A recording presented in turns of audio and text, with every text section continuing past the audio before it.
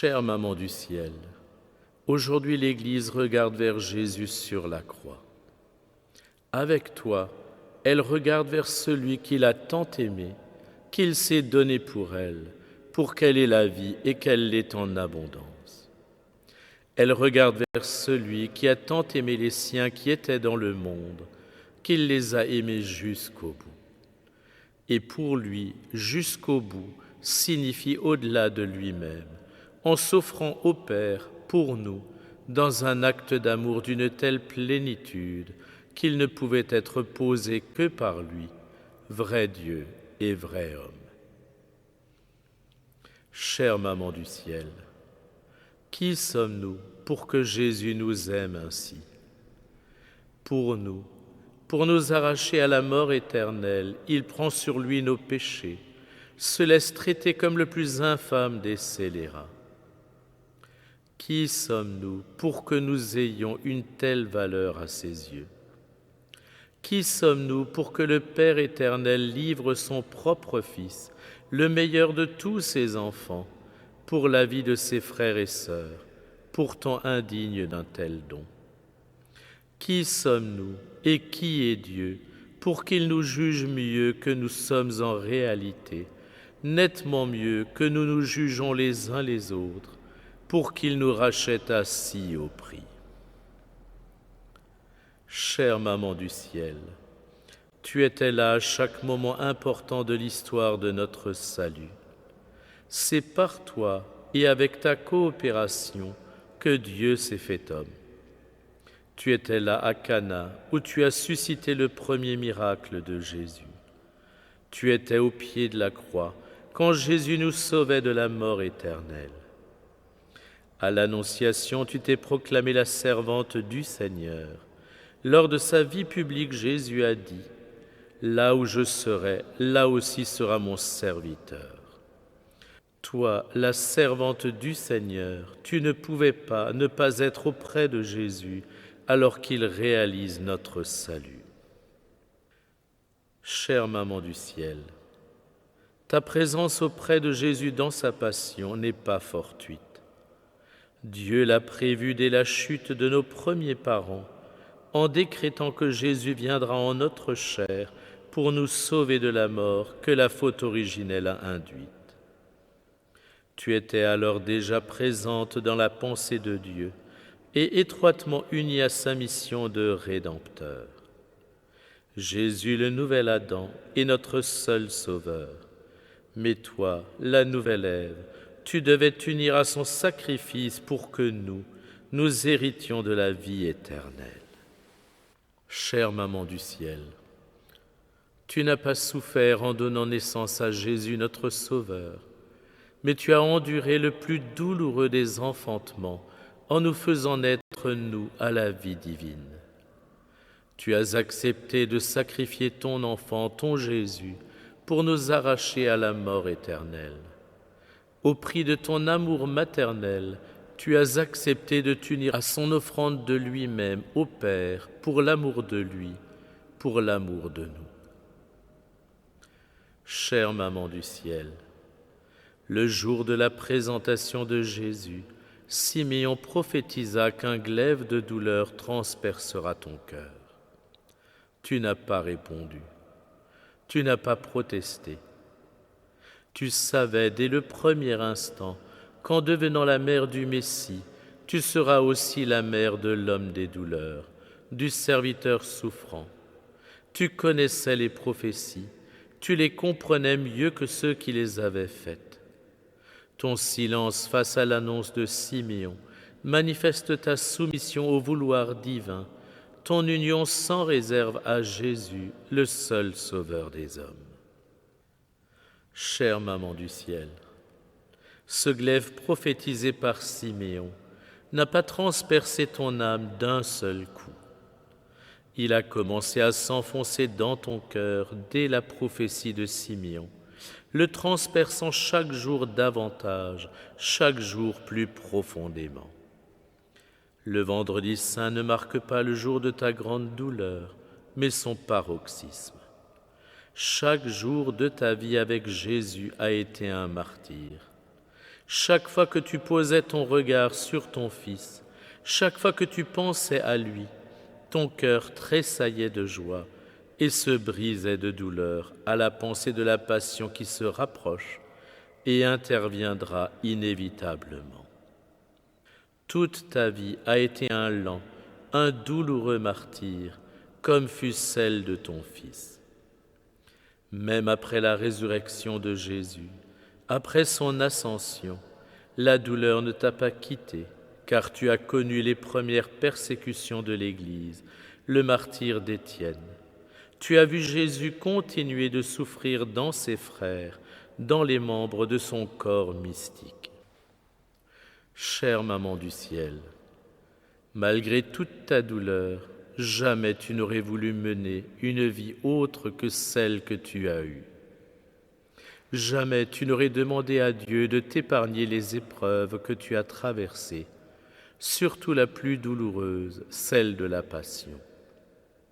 Pour t'épargner les souffrances, il aurait fallu que tu acceptes de te laisser séparer de Jésus, car c'est ton amour pour lui qui a fait ton martyre. Jamais, jamais tu n'aurais accepté de vivre séparé de lui, car sans lui plus rien n'a de sens. Vivre séparé de Jésus est une souffrance bien plus grande que de traverser la passion. Au temple, alors que Jésus n'a que 12 ans, tu le retrouves après 3 jours de vaines recherches. Tu lui reproches alors doucement sa disparition. Tu ne t'es jamais plainte auparavant, quelles qu'étaient les épreuves. Mais en retrouvant Jésus, tu sors de ta réserve. Tu es resté 3 jours sans lui, ne sachant pas si tu le retrouverais. Pour toi, rien n'est plus douloureux que d'être séparé de Jésus, la source de tout bien.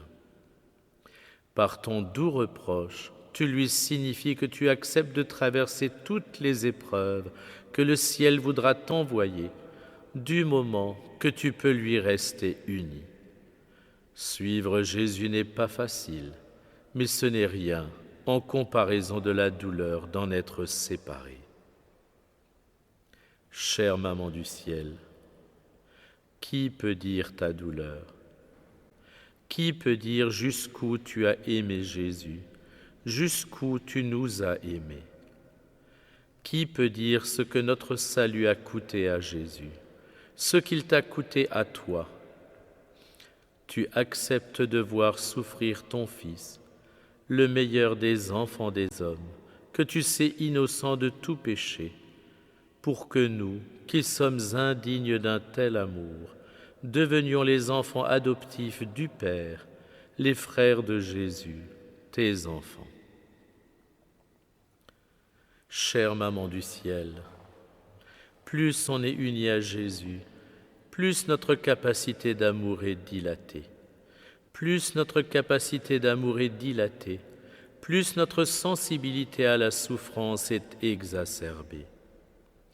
Personne n'a plus souffert que Jésus, parce qu'il est homme avec toutes les faiblesses et inclinations de notre nature mortelle, excepté le péché. Personne n'a plus souffert que Jésus, parce qu'il est Dieu et qu'il aime avec une fougue divine. Combien a-t-il souffert de la compagnie des pécheurs, qu'il aime infiniment, mais dont il abhorre les péchés sans nombre. Après Jésus, personne n'a plus souffert que toi, parce que tu lui es la plus semblable, la plus unie, la toute pure, la toute étrangère au péché. Chère Maman du ciel, que c'est difficile de souffrir avec patience, avec persévérance, dans l'offrande de soi-même à Dieu pour son salut et celui de tous les hommes. La souffrance rebute tellement à notre nature. Mais quelle douleur nous étreint quand il nous faut regarder souffrir ceux que nous aimons, impuissants à les soulager, avec pour seul recours la prière, en prenant sur nous de ne pas montrer notre douleur pour ne pas rajouter à la leur. C'est ce que tu as fait toute ta vie, et plus particulièrement en ce vendredi saint. Tu es vraiment la reine des martyrs. Chère Maman du ciel, tu aurais donné 1000 fois ta vie pour épargner celle de ton enfant, mais ce n'était pas en ton pouvoir. Jésus ne pouvait pas se dérober à cette heure, car lui seul est le Sauveur. Lui seul est l'agneau de Dieu qui enlève les péchés du monde. Il était le seul à pouvoir présenter à Dieu le sacrifice qui nous sauve. La pensée de se dérober ne l'a jamais effleuré. Il est venu en ce monde pour accomplir les prophéties, réaliser la volonté du Père, conquérir notre salut. Tu le savais, et jamais tu n'as cherché à le détourner de sa mission de Rédempteur pour t'éviter la douleur d'assister à sa déchéance. Aucune maman ne t'aurait reproché d'essayer, mais en croyante, en disciple de Jésus, tu savais qu'il fallait qu'il en soit ainsi pour que nous soyons sauvés. Chère Maman du ciel, jamais mère n'a été plus aimée que toi. Jésus est le meilleur des fils et il t'aime avec la perfection de l'amour divin. Parce qu'il t'aime, il ne pouvait t'épargner cette heure. Il fallait que tu sois sur le calvaire, ce vendredi saint, pour tenir à sa passion. Ton aide nous est trop précieuse sur notre chemin de salut, pour que tu ne sois pas étroitement associé à la passion. Si dans son amour pour toi, Jésus avait voulu t'épargner cette heure, il t'aurait envoyé chez son ami Lazare à Béthanie ou à Nazareth, dans ta famille. Tu lui aurais obéi comme tu l'as toujours fait. Le temps que la nouvelle de sa mort te parvienne, il serait ressuscité et serait venu t'annoncer lui-même son retour à la vie. Mais il te voulait auprès de lui. Il te voulait uni à lui dans son offrande au Père pour sa gloire et le salut du monde. Il te voulait au pied de la croix pour te confier ses dernières volontés, où il t'a proclamé mère des sauvés, pour que tu les gardes et marches avec eux sur le chemin du ciel. En Saint Jean, il a demandé à tous ceux qu'il a aimés jusqu'au bout, qui l'ont tué, à qui il a pardonné, de te prendre dans leur vie. Chère Maman du ciel, Jésus te voulait au pied de la croix, comme la figure de l'Église, son épouse, pour laquelle il a donné sa vie, pour laquelle il s'est livré. L'épouse ne doit pas être séparée de l'époux. Ce que Dieu a uni, que l'homme ne le sépare pas. Jésus te voulait uni à lui d'une manière aussi parfaite qu'indissoluble.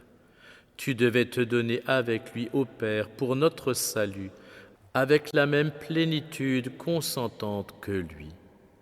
Tu devenais le modèle de toutes les âmes consacrées qui suivent Jésus en toutes ses voies, en toutes circonstances, jusque dans les plus douloureuses. Chaque chrétien qui prend sa croix et marche à la suite de Jésus trouve en toi un exemple, un modèle, plus encore, un encouragement, un motif d'espérance. Chère Maman du ciel, tu as vu Jésus se consumer dans un acte d'amour infini, malgré toute l'ampleur de ses souffrances. Jamais tu n'as vu un homme souffrir autant. Jamais tu n'as vu un homme aimer autant. Jamais tu n'as vu un homme souffrir autant, parce qu'il a aimé autant ceux qui pourtant repoussaient son amour. Chère Maman du ciel, tu as recueilli les dernières paroles de Jésus. Tu l'as entendu prier. Père, pardonne-leur, ils ne savent ce qu'ils font. Tu l'as vu joindre l'acte à la parole, en promettant le paradis au bon larron. Tu as entendu son grand cri juste avant son dernier soupir. Il a déchiré ton cœur de mère. Toute ta vie, ce cri a résonné dans ton esprit.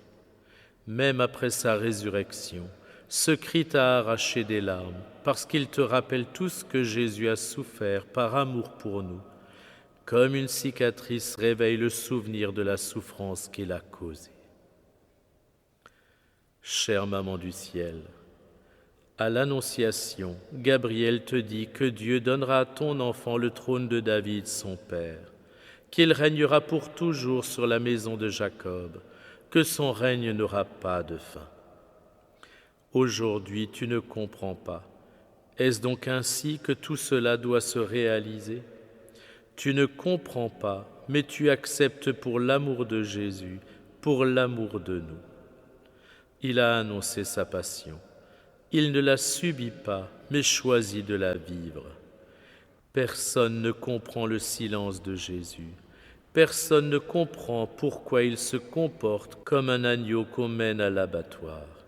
Mais toi tu sais.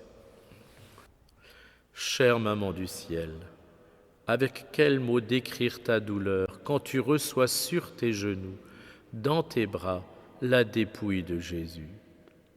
Il faudrait le langage des anges pour trouver les mots justes.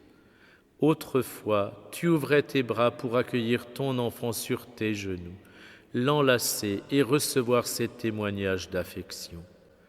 Aujourd'hui, c'est un corps sans vie, horriblement mutilé qu'on dépose sur tes genoux. Aujourd'hui, il n'est plus capable de répondre à tes effusions.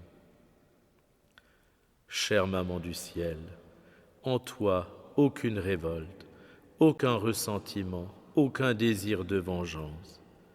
Comme Jésus, à son image et en union avec lui, tu n'es qu'amour et miséricorde. Mais quelle douleur! On a tué ton enfant, ton fils. On t'a enlevé ton trésor, ta raison de vivre, la seule personne qui vaille qu'on vive pour lui. Une à une, tu contemples ses plaies. Elles sont tellement nombreuses. Tu voudrais les panser pour soulager ses souffrances, s'il était encore possible. Toutes, elles sont les trophées de son amour. Chacune crie son amour pour le Père et pour nous. Tu vois la plaie béante de son côté ouvert. Tu as l'impression que la lance de Longin transperce ton cœur en même temps qu'elle a transpercé celui de Jésus. Le cœur de Jésus transpercé, l'amour de Dieu bafoué, repoussé, son sacrifice d'amour méprisé. Quelle douleur pour toi qui connais toute l'étendue de l'amour de Jésus. Chère Maman du ciel, la douleur que te cause la passion de Jésus est incommensurable et seul Dieu en connaît toute l'intensité. Mais ta plus grande douleur, celle qui surpasse toutes les autres, c'est de voir tant de souffrances, tant d'amour rendus inutiles par nos refus d'accueillir le salut, de voir l'amour de Jésus repoussé. Tu as accepté que Jésus se donne pour que nous ayons la vie éternelle, et tu partages sa douleur quand des âmes qu'il aime tant se détournent de lui et empruntent un chemin qui les éloigne de lui. Chère Maman du ciel, en étant la cause de la passion de Jésus, je suis aussi la cause de ta douleur, car tout ce qui touche et affecte Jésus trouve sa résonance en ton cœur immaculé. On ne peut vouloir consoler la mère sans se convertir au Fils. Jésus est mort pour moi, et pour moi tu as accepté qu'il donne sa vie. Puisque Jésus et toi m'avez racheté à si haut prix, ne permets pas que je mésestime la valeur que j'ai à ses yeux. Aide-moi à laisser le salut se déployer en moi avec une telle plénitude que je produise toutes les œuvres de salut que Dieu, dans sa miséricorde, me donnera de réaliser. Fais de moi un serviteur à ton exemple, toujours à l'écoute de Dieu, pour accomplir sa volonté sur l'heure et dans les moindres détails. Chère Maman du ciel, remercie Jésus pour tant d'amour. Remercie-le comme tu sais si bien le faire, comme nul autre que toi ne sait le faire. Toi toute seule, tu vaux la peine que Jésus s'est donnée dans sa passion. Ton seul amour le dédommage de toutes nos ingratitudes. Remercie-le de tout ce qu'il a consenti pour l'amour de moi. Chère Maman du ciel, prenant à témoin les anges et les saints, munissant à leurs actions de grâce, je te dis au nom de tous les sauvés, merci, merci, merci, sans fin, merci. Mon cœur ne se lassera jamais de répéter ce mot, tant il voudrait se hisser à la hauteur de toute la reconnaissance qui t'est due. Merci sans fin, merci. Ton enfant aimant, qui jamais ne se lassera de t'appeler sa douce Maman du ciel.